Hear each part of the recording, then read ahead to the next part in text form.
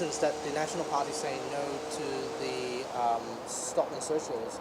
Yeah, I think what the report clearly showed was that not enough evidence was presented to the committee to say that these laws were necessary to address the issues that were highlighted by the police in Northbridge.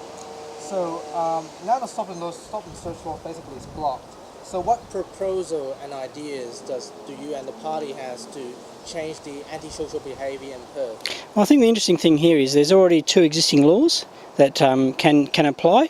One of them is a stop and search law where the police can search anyone, anywhere, anytime if they have a reasonable suspicion. And the police identified themselves in the committee hearings that threshold was not very difficult to obtain. The other thing is there is a law already that says they can declare an area and search people as they enter that area.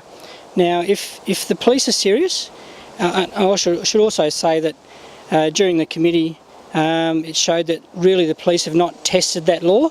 They've not applied it to areas such as the Northbridge precinct.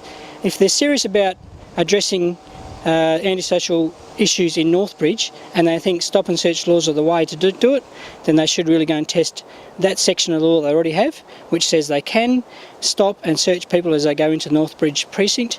The only difference is that if they refuse a search, they have to leave, which to me sounds like it's going to protect the Northbridge precinct. If they want to go on, they have to be searched. Do you believe this law basically has infringed human rights? It has happened in UK before.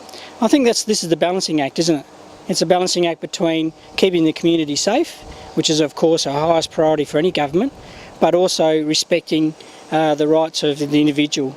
And like I say, there's already some existing laws that they should test and go and have a go at, see what they can do in terms of addressing some of those issues in Northbridge before we need to introduce another law that potentially impacts on those human rights. And finally, now the police union boss basically spoke to us last week and saying that upper house members basically who oppose this law, stop and search law, will have blood of the victim on their hands, and they say that you have learned nothing about the tragic that has happened in Northbridge. Would you like to respond to that? Well, like I just said, there's also existing laws. They should go and test fully, see how they go before they come back to Parliament with any new proposals. I think, I know I've heard those comments by Mr Armstrong, and while he signalled out the Nationals as having blood on their hands, we are 5 members of the upper house, of the 36-member upper house. The Labor opposition opposed it, the Green members opposed it. Perhaps he should put those comments to those as well.